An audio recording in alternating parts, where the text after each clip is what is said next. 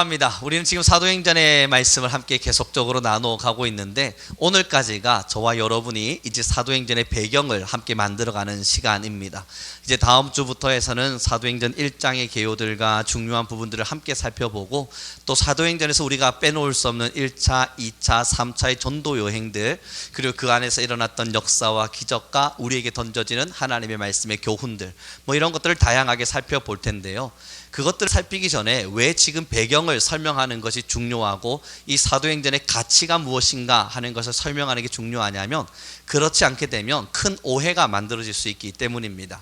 어쩌면 좀 두려운 마음으로 지금도 여전히 서 있는 줄 모릅니다. 우리가 지금 1주, 2주를 통해서 성령 충만, 결국 성령을 구했던 마가다락방의 120의 문도들, 나아가 저번 주를 통해서 성령의 인도를 따라 살아내었던 이 사도행전의 모든 사람들, 그러므로 이 사도행전은 성령행전이라 불려질 만큼 성령을 간절히 사모했던 사람들이 성령을 따라 살아낸 역사의 기록입니다 라는 것을 우리 함께 나누었죠. 그러면서 우리는 성령 충만을 계속 이야기했습니다. 그러면 여러분, 오해가 생기는 게 뭐냐면, 이게 한국교회의 근본적인 문제이기도 합니다. 성령 충만 이꼬르 표적이라고 나타나기 때문이에요. 이 굉장히 위험한 부분이거든요. 왜 지금 계속 성령 충만의 이야기를 다루고 있냐면, 이 오해들을 바로 잡고 싶어서 그런 겁니다. 우리가 성령 충만하심을 받읍시다, 우리는 성령 충만해야 합니다 라고 이야기하면 그대로 나오는 공식이 뭐냐면 기적, 표적, 이적, 때로는 병고침, 나 나름대로 우리가 표식적으로 보여질 수 있는 어떤 가시적인 행위와 행동들이 나타나는 것이 성령 충만이라고 오해하고 있기 때문이에요. 다시 말씀드립니다. 이건 오해입니다. 성령 충만을 받자 갑자기 내가 기도를 했더니 병고침의 역사가 일어나기 시작하고, 또 이적과 기적, 다시 표적 같은 일들이 일어나는 것, 여러분, 그것이 공식화되어져선 절대 안 됩니다. 그렇게 된다는 건 성령 충만을 심각하게 오해하고 있는 거예요. 그래서 성령 충만에 대한 이야기가 왜 중요한가를 계속 살피면서 사도행전이 던지고 싶은 메시지를 알고자 하는 겁니다. 오늘의 본문을 좀 함께 살펴보았으면 좋겠는데요. 사도행전 4장 1절 2절의 말씀입니다. 함께 있습니다. 시작.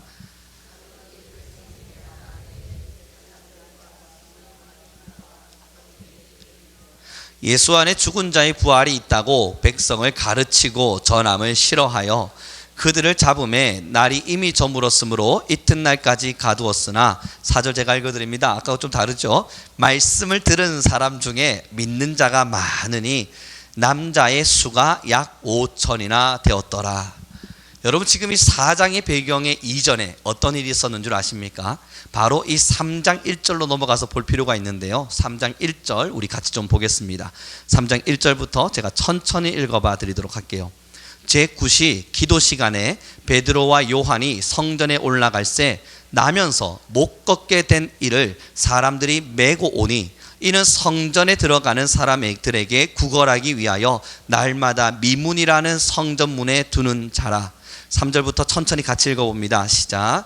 그가 베드로와 요한이 성전에 들어가려 함을 보고 구걸하거늘 베드로가 요한과 더불어 주목하여 이르되 우리를 보라 하니, 그가 그들에게서 무엇을 얻을까 하여 바라보거늘 베드로가 이르되 은과 금은 내게 없거니와 내게 있는 이것을 내게 주노니 나사렛 예수 그리스도의 이름으로 일어나 걸으라 하고 오른손을 잡아 일으키니 발과 발목이 곧 힘을 얻고 뛰어 서서 걸으며 그들과 함께 성전으로 들어가면서 걷기도 하고 뛰기도 하며 하나님을 찬송하니, 모든 백성이 그 걷는 것과 하나님을 찬송함을 보고 그가 본래 성전 미문에 앉아 구걸하던 사람인 줄 알고 그에게 일어난 일로 인하여 심히 놀랍게 여기며 놀라니라.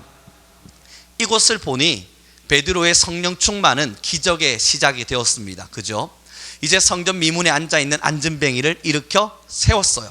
그 안진뱅이를 일으켜 세운 역사가 많은 사람들로부터 주목받을 만큼 대단한 일이었습니다. 이건 우리가 부정할 수 없어요. 그런데 여러분, 3장이 끼어있는 이 자리, 2장과 4장, 다시 말해서 지금 보고 있는 이 절, 이 기적이 일어난 잠깐의 절을 빼고 나면요, 성령 충만과 함께 복음을 담대히 증거하고 있는 사도들의 모습들이 나타납니다. 복음, 성령 충만이 일어나자 소리쳐 외쳐 이르며 주님의 말씀을 증거하고 있는 사도들의 모습이 나타나죠.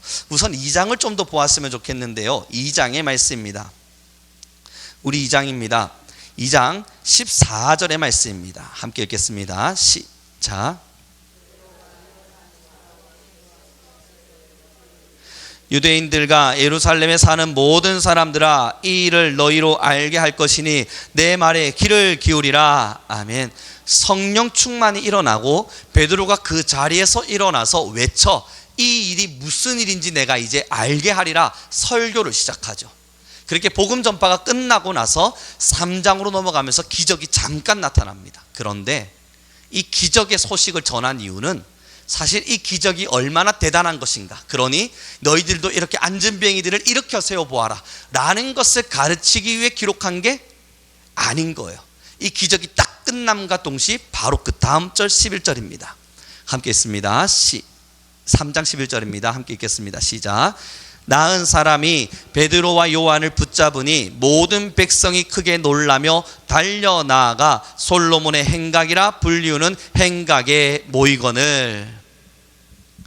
3장에 나타나는 그 기적이 끝남과 동시에 안전뱅이로 있었던 그 사람이 베드로를 붙잡는 거예요. 그리고 나서 그들로부터 시작해서 솔로몬의 행각에 모여서, 여러분 그 뒷절부터 쭉 읽어보시면요, 복음을 전달하기 시작합니다. 예수 그리스도가 누구신지를 설명하고 너희가 죽인 자가 어떠한 자였는지를 설명하면서 그들에게 하나님의 말씀을 증언하기 시작해요. 그것이 쭉 연결되어 오늘 저와 여러분이 읽은 4장까지 이어지고 있는 거예요. 그럼 여러분, 지금 복음을 전달하는 베드로 어떤 내용을 전달했는지와 그 복음의 전달 속에서 얼마나 대단한 일들이 일어났는지를 설명하기 전에 자기를 솔로몬 행각에 세워놓은 자가 누군지를 설명해야겠죠. 그 솔로몬 행각에 세워놓은 자가 이 안전뱅이인 거예요. 잠깐의 기적, 그 기적을 맛본 자가 베드로를 세웠고, 그 세워놓음과 동시에 복음을 선포하기 시작하면서 남자의 5천이나 되는 수가 예수님을 믿기 시작하는 이 놀라운 이야기를 한 장 전체를 넘어 2장에 이르기까지 설명해 가는 겁니다. 그럼 여러분 생각해 보자고요. 이제 복음의 전파가 어떻게 시작됐는지와 이 복음의 전달을 통해서 일어났던 이야기가 2장에 걸쳐 기록되어 있는데, 이 3장 4장의 중심 내용이 안전뱅이가 일어난 거겠습니까? 아니면 일어난 안전뱅이가 베드로를 붙잡고 솔로몬 행각에서 이 일이 무슨 일인가 이야기하면서 많은 사람들이 복음을 듣고 변화되기 시작했던 그 2장에 기록되어 있는 그 내용이 중심 내용이겠습니까? 그렇죠. 결국은 여러분, 성령 행전이라 불려지고 있는 이곳에 간간히 간혹 어떠한 표적과 기사가 잠깐 설명되고 있는 이유는 이것이 필요하기 때문이에요. 이 기적이 일어난 것이 얼마나 중요한가를 설명하고 싶어서가 아니라 이 표적으로 인해서 어떠한 복음 선포가 일어났는지를 설명하기 위해서 서두에 잠시 설명하고 있는 거예요. 드러내고 있는 거예요. 필요에 따라서 말이에요. 그러지 않았다면 여러분, 이 복음이 일어났던, 이 기적이 일어났던 이야기를 더 상세하게 기록했겠죠. 어떻게 기록하면 좋을까요? 베드로가 충만한 성령에 힘입어 이제 그 안전뱅이의 손을 딱 붙잡자. 이제 좀 더 상세하게 설명해 보죠. 그가 손을 잡아당기기 시작하자 고개를 들고 하늘을 보기 시작했고, 그러다 무릎이 쭉쭉쭉 펼쳐지는 이상한 일들이 일어나기 시작하면서 앉아있던 자의 다리에는 삐그덕 소리가 나며, 그 기적의 역사를 좀 더 상세하게 설명한다고요. 어떤 변화가 어떻게 일어났는지. 그러나 너무 가볍게 툭 치고 넘어가요. 그리고 그 뒤로 복음 전달의 이야기를 이야기합니다. 그럼 여러분, 오늘 정확한 답 하나를 내리자고요. 성령 충만 이꼬르 기적 표적이 아니라 성령 충만 이꼬르 복음 선포입니다. 복음 전달이에요. 증인된 사람이에요. 그래서 여러분, 사도행전 우리가 처음 시작할 때 성령을 받으라, 그리고 나서 뭐였죠? 너희가 온 유대와 사마리아와 땅끝까지 이르러 내 증인이 되리라. 성령은 결국 증인된 사람들을 세우는 거지 기적 베풀고 다니는 사람들을 세우는 게 아니라는 거예요. 너희가 성령의 권능을 받으면 일어나서 너희는 나의 증인이 될 것이다. 입을 열어 복음을 선포하고 죽어가는 영혼들을 바라보며 예수 그리스도가 누군지, 너희가 죽인 예수 그리스도가 어떻게 살아나셨는지, 그리고 그 그리스도가 어떻게 다시 오실지, 그 복음의 아름다움을 증인된 자로서 설명하라고 성령을 주시는 거예요.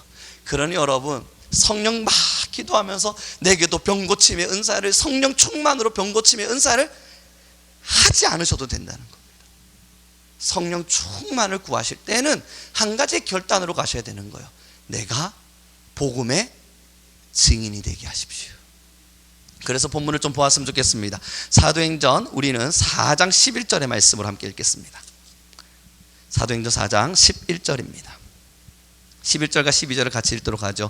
함께 읽습니다. 시작. 이 예수는 너희 건축자들의 버린 돌로서 집 모퉁이의 머릿돌이 되었느니라. 다른 이로서는 구원을 받을 수 없나니 천하 사람 중에 구원을 받을 만한 다른 이름을 우리에게 주신 일이 없음이라 하였더라. 아멘. 이 대제사장들과 사두개인들이 예수님의 복음을 전하고 있는 이 베드로를 싫어한 겁니다. 그래서 이틀의 시간 동안 가두었습니다. 그리고 나서 이제 이 베드로가 무엇을 설명하는가 보는데요, 베드로한테 이야기합니다. 너희가 가르치지 마라. 이 복음을 가르치지 마라. 설명했을 때에 어떤 일이 났는지를 보십시오. 18절의 말씀입니다. 함께 읽겠습니다. 4장 18절이에요. 함께 읽습니다. 시작. 그들을 불러 경고하여 도무지 예수의 이름으로 말하지도 말고 가르치지도 말라 하니 베드로와 요한이 대답하여 이르되 하나님 앞에서 너희의 말을 듣는 것이 하나님의 말씀을 듣는 것보다 옳은가 판단하라. 우리는 보고 들은 것을 말하지 아니할 수 없다 하니. 자, 여러분, 성령을 받은 베드로가 무엇을 말하냐면 우리가 보고 들은 것을 말하지 않을 수 없다. 우리는 매일매일 말할 수밖에 없고 말할 것이다. 하지 말라 그러는데도 하겠다고 이야기해요. 예수님께서 떠나가시기 전 베드로는 예수님의 제자로 3년의 시간을 살아가잖아요. 그 3년의 시간 동안도 예수님의 많은 기적과 이적들이 있었죠. 그런데 예수님께서 붙잡힌 바 되셨을 때 이들은 도망쳤습니다.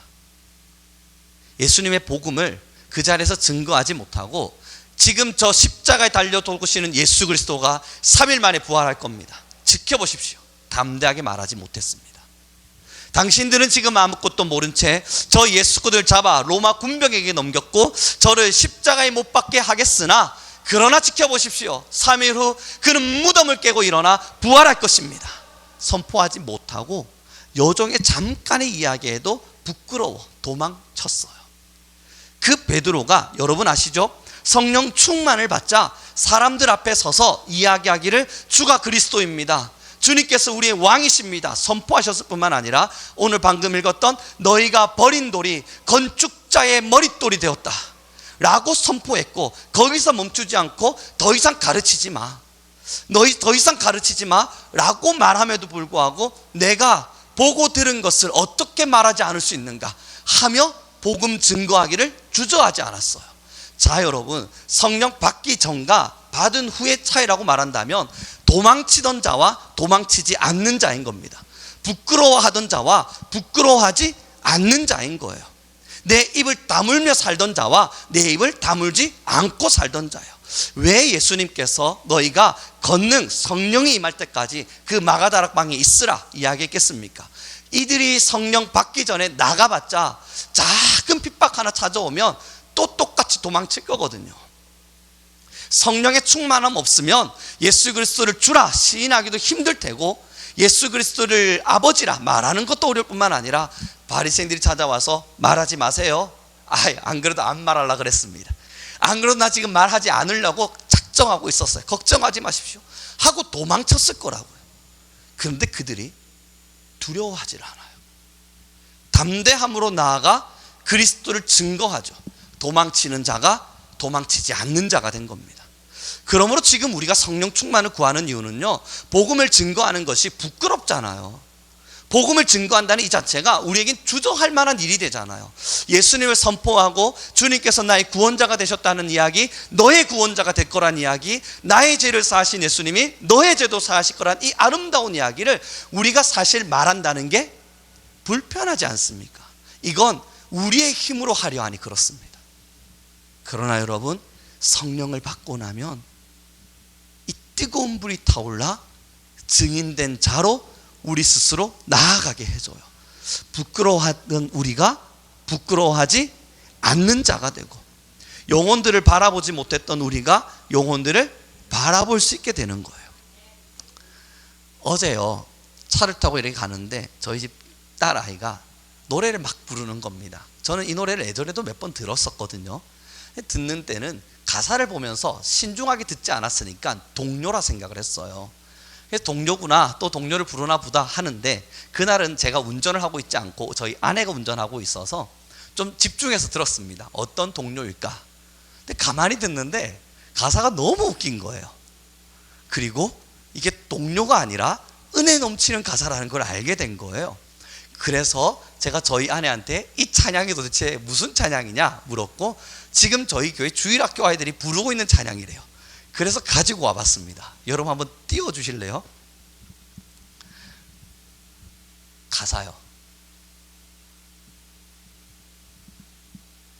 네, 여러분 자 보세요. 전 아프리카 밀림속 동료잖아요. 그래서 동료다 생각을 했는데, 제가 읽어볼게요. 잘 보세요. 아프리카 밀림속 야자수 그늘 밑에도, 아라비아 사막의 오아시스 샘물 곁에도, 시베리아 알래스카 얼음집 지붕 밑에도, 그 다음부터 중요해요. 복음을 기다리는 수많은 영혼이 있어요. 그 뒤로 보시죠.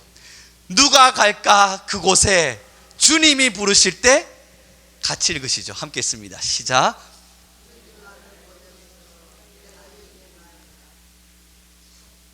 야, 여러분, 저 이런 가사인 줄 몰랐단 말이에요. 그래서 우리 아이가 이 노래를 막 크게 부르고 있을 때 그냥 아프리카 밀림속, 아 동료구나, 야자수 나무 밑에도, 아 동료구나, 그리고 그냥 흘려들었다고요. 그런데 그 뒤를 보는데 아직 가사 띄워놔 주세요. 이 은혜 가사는 몇 번 더 봐야 돼요. 앞을 넘겨봐 주십시오. 근데 그 가사에 아라비아 사막의 오아시스 샘물 곁에도, 뒤로요, 복음을 기다리는 영혼이 있습니다. 그 가사를 딱 듣는데 맞다. 세계 곳곳곳곳에 복음을 기다리는 영혼들이 있다. 밀림 속에도, 저 야자수 나무 밑에도, 이 시베리아 알래스카 그 얼음집 지붕 밑에도 복음을 기다리는 사람이 있다. 여러분, 여기까지가 중요한가요? 그거 아니죠. 우리 딸아이 입에서 뭐가 나왔다고요? 그 다음 가사입니다. 누가 갈까 그곳에.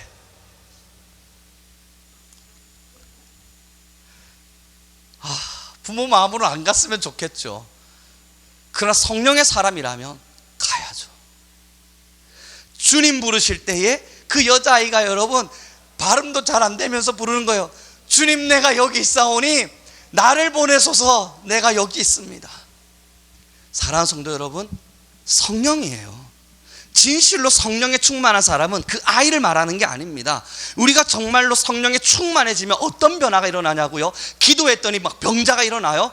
여러분, 그런 사람들 중에 마태복음에 천국 못 가는 자들이 얼마나 많은지 기록되고 있지요. 나는 너희를 도저히 알지 못한다, 불법을 행한 자들아 라고 이야기했던 그 일이 있다는 거 우리 너무나 잘 알고 있습니다. 여러분, 방언 못해도 천국 가요. 천국 가는데 아무 지장 없어요.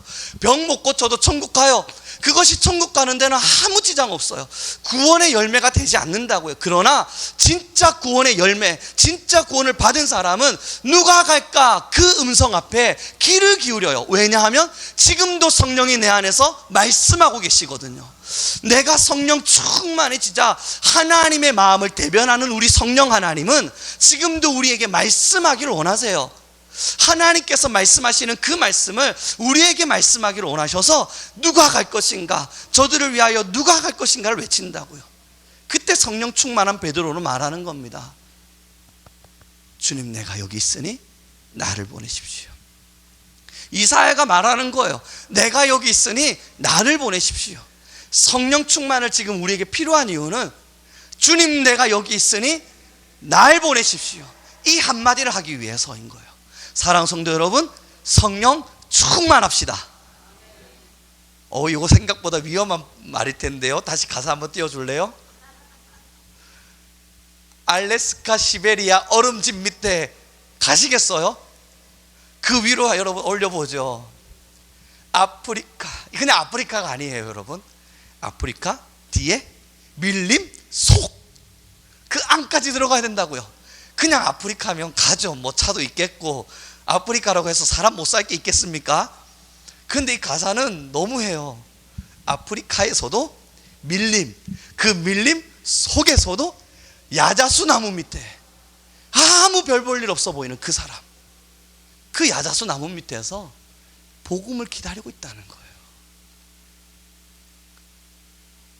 성령의 충만함이 필요한 이유입니다. 복음을 두려워했고, 복음 전함을 싫어했고, 어쩌면 우리에게 사명을 부여잡고 힘든 곳, 아골 골짝, 아니면 우리가 가기 싫어하는 많은 곳곳으로 가기 싫어하는 우리가 성령 충만함을 받자, 감옥 가자. 그리고 거기서 사도 바울은 찬양을 하는 거예요. 이게 성령 충만의 역사인 겁니다. 이틀이라는 시간 동안 붙잡힌 바 되어서 이제는 사두개인들이 와서 베드로에게 복음을 증거하지 마라 이야기함에도 불구하고 내가 어떻게 복음을 안전할 수 있느냐, 내가 너의 말을 들을까? 그 뒤에요, 하나님의 말을 들을까? 난 주님의 말을 듣겠다. 왜요? 성령이 이 안에서 복음 증거를 끊임없이 말하거든요. 땅끝까지 이르러 내 증인이 되라, 내 증인이 되라. 이 음성이 성령 충만입니다. 성령이 약할 때는 내 증인이 되라는 음성이 사그러지고 있는 거예요. 성령 충만하다는 이야기는 내가 눈만 감았더니 막 환상이 보이는 게 아니라 내 증인이 되라는 목소리가 더 크게 들리는 겁니다. 어떻게 예를 들까요? 성령님이 여러분들에게 말하는 거예요. 이 정도면 안 들을 만하잖아요. 안 들을 수도 있겠죠. 세상 소리가 90% 정도 차지하고 있으니 이 정도는 안 들려요. 할 수 있는데, 성령이 충만해지면 내 증인이 되라. 마이크를 잡고 이야기하듯이 너는 가서 나의 증인이 되라. 비켜갈 수 없는 소리와 같이 너무 크게 들리는 거예요. 이게 성령 충만입니다. 성령 충만은 내 증인이 되라고 하는 하나님의 이 샤우팅, 하나님의 이 고함치심, 하나님의 울분, 때론 하나님의 답답함, 때론 하나님의 눈물, 그 모든 마음들이 고스란히 담겨서 내 귓가에 너무 크게 들리는 거예요. 이게 성령 충만이에요. 우리는 늘 성령 충만하길 바랍니다. 우리는 늘 성령 충만하길 바랍니다. 그래서 우리 성민교회는 진짜 성령에 충만하여 주님의 교회를 세워갈 수 있는 하나님의 자녀들이 되길 바라요. 그래서 우리 성경을 조금 더 보았으면 좋겠는데요, 함께 보겠습니다. 사도행전 9장의 말씀입니다. 사도 바울의 이야기가 이제 조금 잠시 등장을 합니다. 사도행전 9장 17절 20절입니다. 17절부터 20절의 말씀을 PPT 뜹니다. 우리 같이 천천히 읽어보겠습니다. 함께 읽겠습니다. 시작.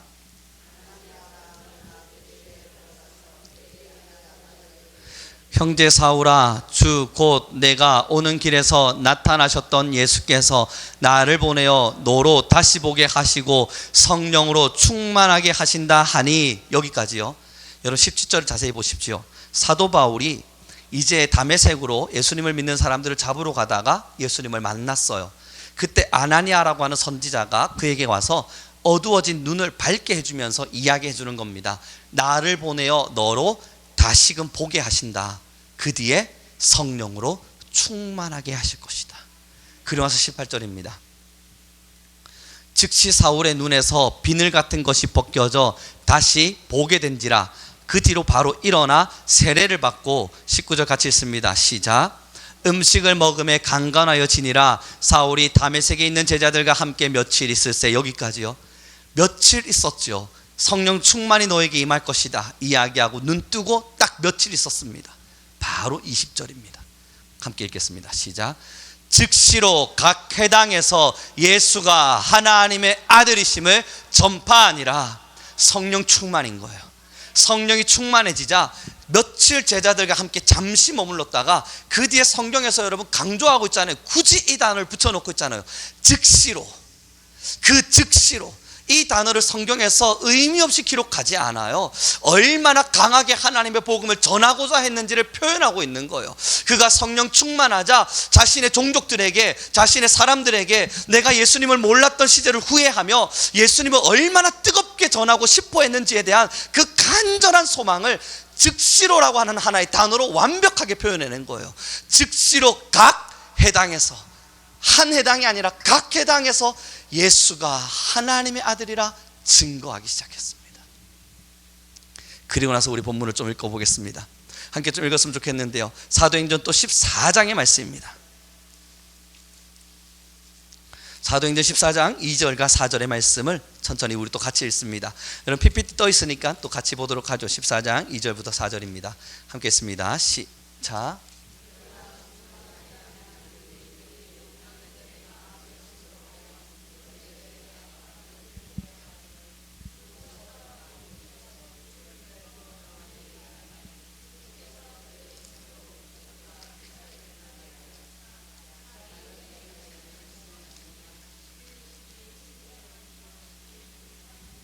제가 읽어드릴게요. 우리 같이 읽읍시다.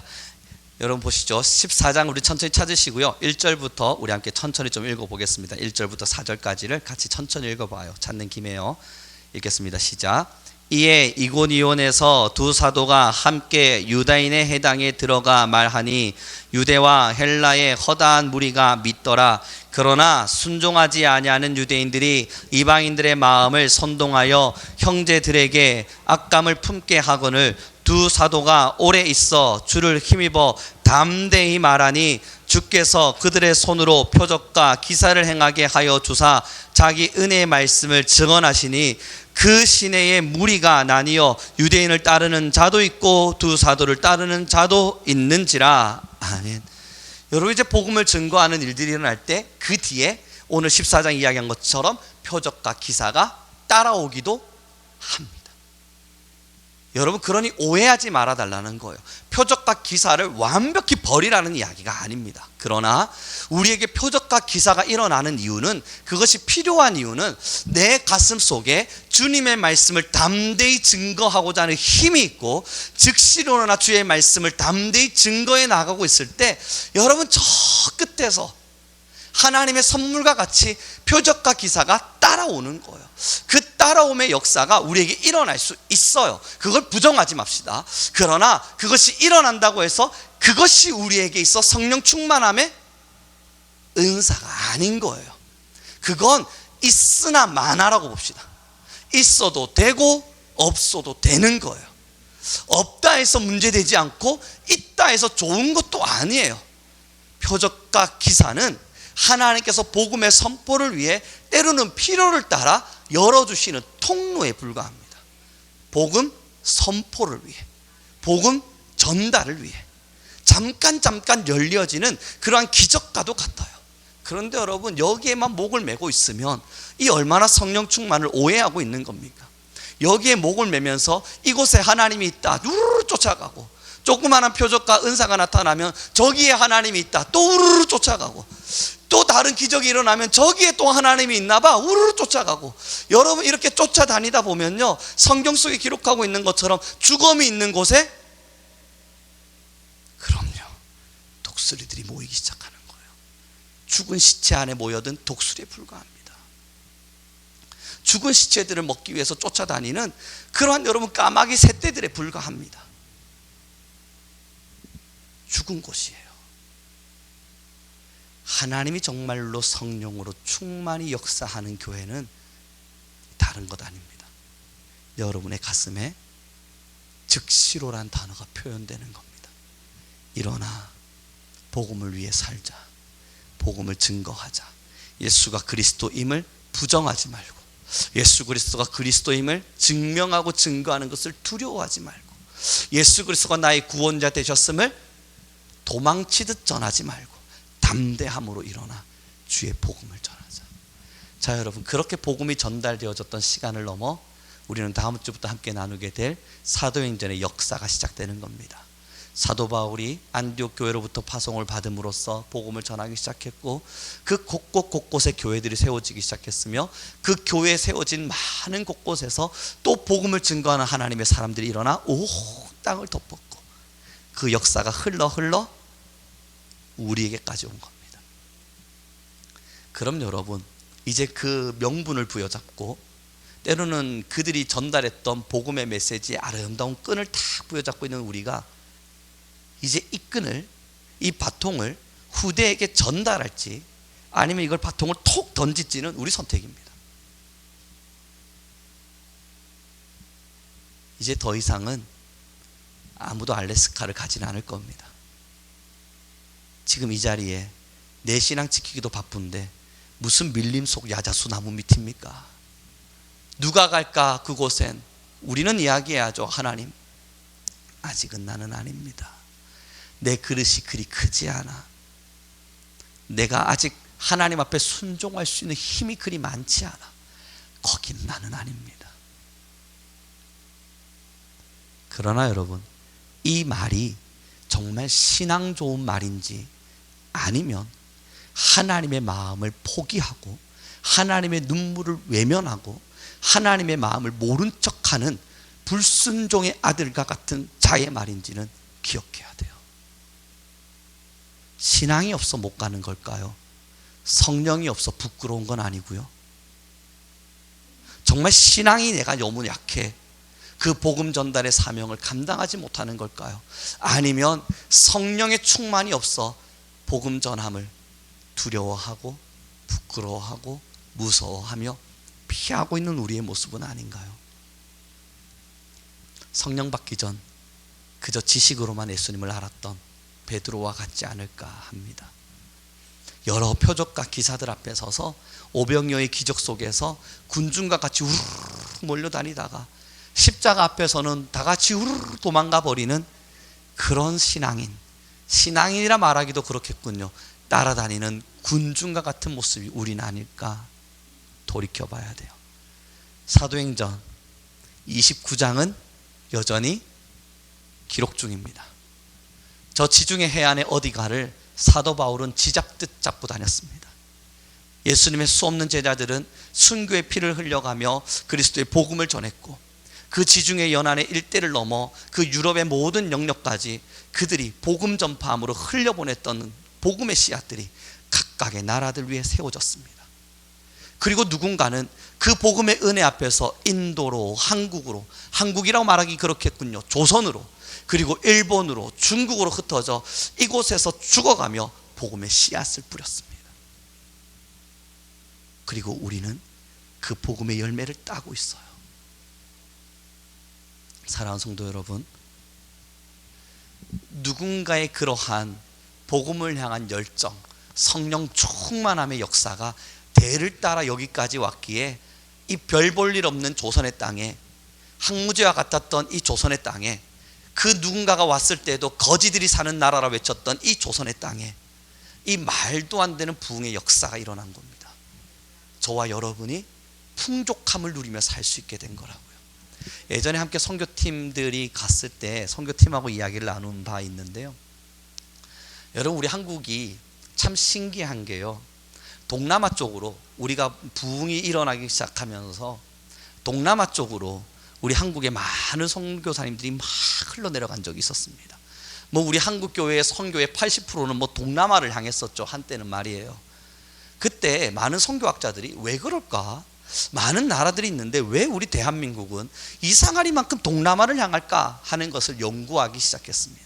한참을 연구하다가 어느 한 결론점에 탁 도달하게 되는데요, 우리 조선이 가난하기 짝이 없었던 그때에 영국에서, 미국에서, 호주에서 강대국이라 불려졌던 그 나라들에서 선교사님들이 오셨죠. 그리고 여기서 병원을 세웠고 학교를 세웠습니다. 가난한 사람들에게 글을 가르치면서 계몽을 시켰고, 씻는 방법과 하수도 처리 방법들을 알려주기 시작했습니다. 약들을 나눠주면서 빨리 죽지 않도록 그들을 조금은 더 건강할 수 있도록 해주었습니다.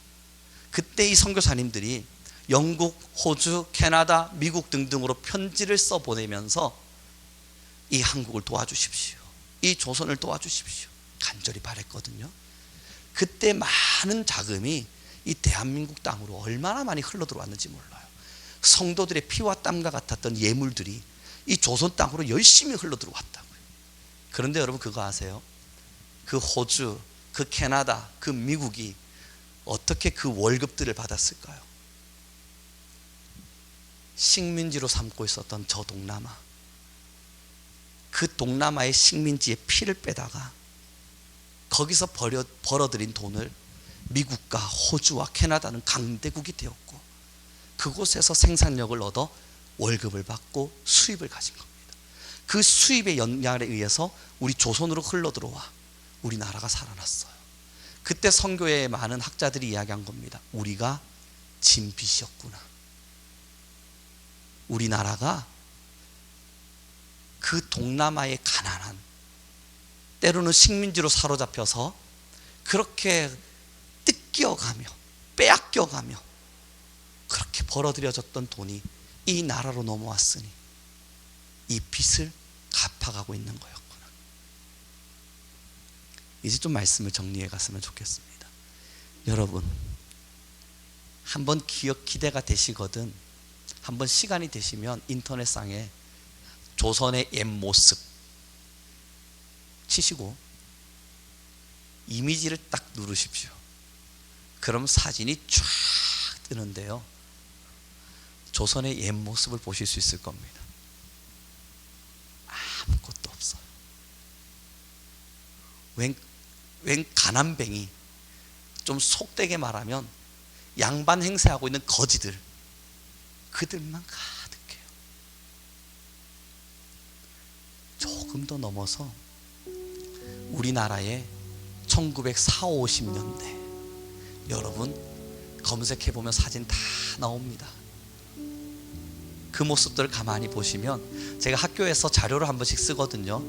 1960년대 우리나라 사진 하나 딱 보여주고 여기는 어디게? 라고 물어보면 학생들이요, 베트남?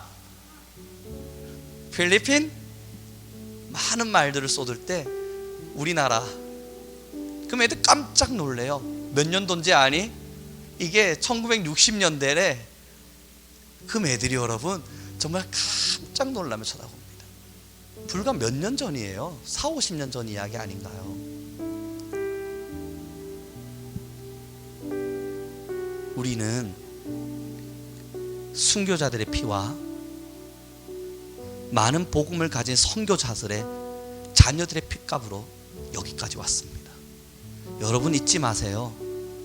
우리 조선을 살리기 위해서요, 선교사님들이 자기의 자녀들을 데리고 왔다가 온 지 10일, 한 달도 되지 않아서 자기 자녀 2명, 1명, 3명, 때로는 아내까지 이 조선의 땅에 묻어야 했습니다. 그렇게 이곳에 복음을 심었다고요. 성령 충만했기 때문입니다. 성령이 이끌었거든요. 사람의 마음으로는 이거 어떻게 합니까? 못하죠. 사람의 마음으로 이걸 어떻게 감당합니까? 못하죠. 내 자녀가 죽어가고 있는데요, 의사인 내가 저 영국에 있었더라면 의사의 신분으로 떵떵거리며 살 수 있는 내가 괜히 이 조선 땅에 와서 나의 자녀가 죽어감에도 의사인 내가 아무것도 하지 못한 채 죽어가는 아이를 보고 있는데요, 성령이 이끌지 않았다면 사람으로선 선택할 수 없는 일입니다. 성령이 가라 명하셨고 그곳에 성령의 말씀을 따라 서 있었습니다. 사랑하는 성도 여러분, 성령 충만하십시오. 오늘부터 여러분의 마음엔 진짜 성령의 충만함이 있길 바랍니다. 표적 없어도 돼요. 기적 안 일어나도 돼요. 내 삶에 좋은 일 없을 가능성이 다분히 높습니다. 그러나 성령 충만함을 받는 이유는 내가 복음을 가진 뜨거운 삶을 포기하지 않기 위해서인 겁니다. 예수 그리스도의 피, 그리스도의 복음의 가치, 이 놀라운 가치가 나를 죄로부터 회복하셨다는 이 사랑, 잃어버리지 않기 위해서 내 입술을 열어 복음을 증거하고 내 입술을 열어 예수 그리스도의 사랑을 전달하며 내 삶과 상관없이, 내 삶의 어떤 환경과 상관없이 복음을 위해 살다 복음을 위해 가기 위해서 성령 충만을 구하는 거예요. 저는 우리 성민교회가, 아니 우리 하나님께서는 우리 성민교회가 성령 충만하기를 누구보다 원하고 계시리라 확신합니다. 오늘부터 이제 우리는 3주간의 사도행전의 성령 충만의 이야기가 끝났어요. 이제는 사도행전 이야기를 하나하나 개요적으로 풀어갈 겁니다. 그때마다 잊지 마세요. 표적과 기사가 나타나거든, 어떠한 일들과 좋은 일들이 보이거든, 이것이 사도행전의 이야기인가, 거기를 주목하지 마세요. 꼭 기억하십시오. 복음이다. 오직 복음이었다. 그것을 가지고 이 사도행전을 다음 주부터 다시 풀어가 보기를 부탁드려 보겠습니다. 우리 함께 기도하며 나아가죠. 주님, 이제 내 안에 복음을 위한 열정과 주님의 나라를 위한 소망이 있게 하십시오. 성령 하나님께서 내게 충만히 임하시사 복음을 위하여 살라, 말씀을 증언하라 말씀하시는 그 쟁쟁한 목소리가, 하나님의 그 파워 넘치는 목소리가 우리 모든 성도들의 가슴에, 우리 모든 하나님의 백성들의 마음에 지워지지 않을 각인이 되게 허락하여 주옵소서. 매일매일 뚜렷이 가장 선명히 들리는 음성이 되게 하옵소서. 우리 주여 한번 부르시고 간절히 기도하며 나아가겠습니다. 주님,